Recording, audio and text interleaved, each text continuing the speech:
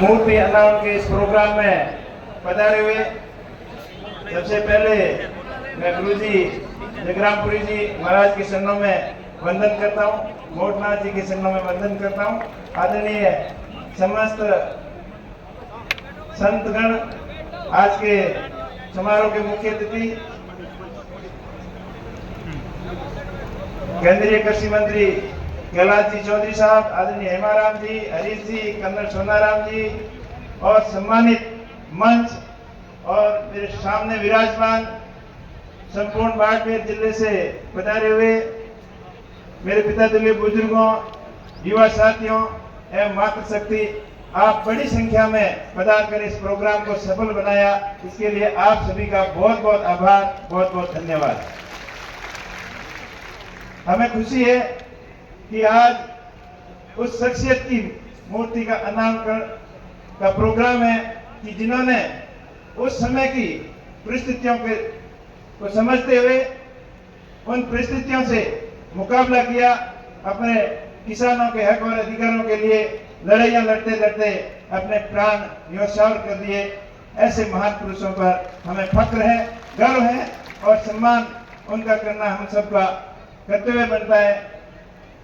आज इस प्रोग्राम के अंदर जिन जिन भामाशाहों ने अपनी गाड़ी कमाई का सहयोग इस संस्था को आगे बढ़ाने के लिए आर्थिक रूप से सहयोग किया, उन सभी का बहुत बहुत आभार, बहुत बहुत धन्यवाद। इस तरीके की जागृति समाज को आगे बढ़ाती है। हमारे पूर्वज आदरणीय स्वर्गीय रामदास जी के सपनों का बाड़मेर अब साकार होने जा रहा है, ऐसा प्रतीत हो रहा है।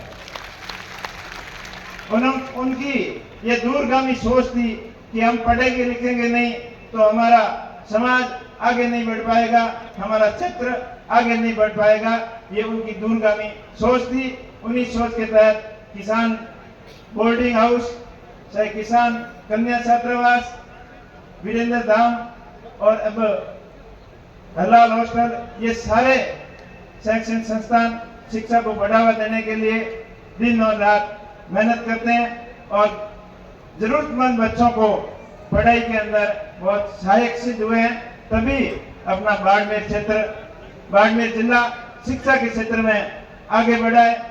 एक ऐसा जमाना था जब बाड़मेर के लिए आने के लिए लोग पनिशमेंट समझते थे कि आपने नौकरी सही नहीं की और नेताओं की हाजिरी और अफसरों की हाजिरी सही ढंग से उनके आदेशों का पालन नहीं किया तो आपको बाड़मेर भेज देंगे, ये डर बताया जा रहा था। लेकिन आज ये समय है कि हर कोई बाड़मेर आना अपनी इच्छा से चाहता है और सिफारिश से यहाँ आना चाहता है। ये तभी संभव हुआ जब शिक्षा के क्षेत्र में हमने प्रगति की।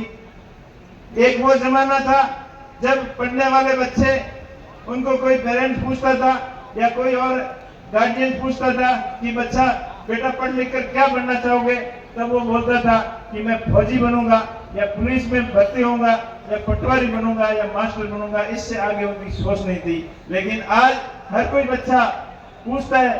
अभी बोर्ड का रिजल्ट आया 12वीं का, तो हरीश जी ने भी बधाई दी मीडिया को, तो पूछा तो सबसे पहले उसके मुंह से जवाब निकला कि मैं आईएएस बनना चाहता हूँ, आईएएस बनना चाहती हूँ। तो उस जमाने में इसमें कितना फर्क हुआ, ये सब शिक्षा की वजह से हुआ।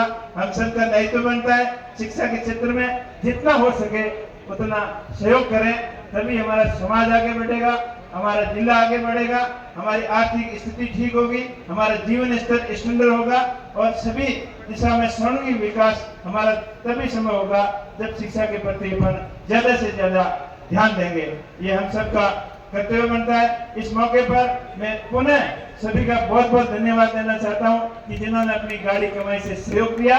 और इसके साथ साथ मैं एक चीज आपको और कहना चाहूंगा कि आप अपने अपने गांव की स्कूलों के ऊपर जितना आपसे सहयोग हो सके उतना सहयोग करें। अपन धार्मिक प्रोग्रामों के अंदर, चाहे सामाजिक प्रोग्राम के अंदर अपना अच्छा मान सम्मान रखने के लिए, अपनी जान पहचान बढ़ाने के लिए बढ़ चढ़कर खर्चा करते हैं, हिस्सा लेते हैं।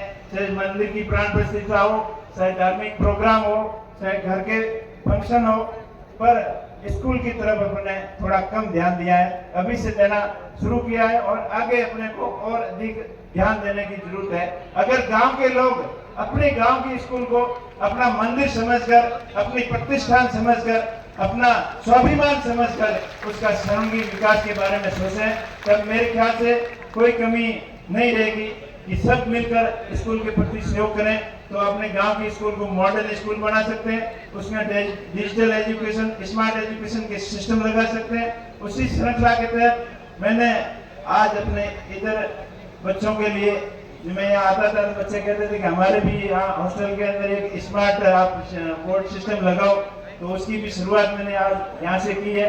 और इसी मौके पर आप सबसे मैं हाथ जोड़कर विनती करूंगा कि आप अपनी अपनी गांव के अंदर सबसे बड़ी स्कूल के अंदर कम से कम एक स्मार्ट डिजिटल बोर्ड लगाने का प्रणय यहाँ से लेकर जाएं।